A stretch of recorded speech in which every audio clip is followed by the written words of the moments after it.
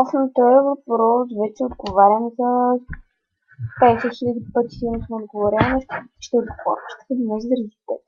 Значи, любимите ми песни най-много ми харесва Mockingbird, също When I'm Gone, Fastlane, Not Afraid, коя друга много ми харесва. Много ми харесва The Way I Am. Още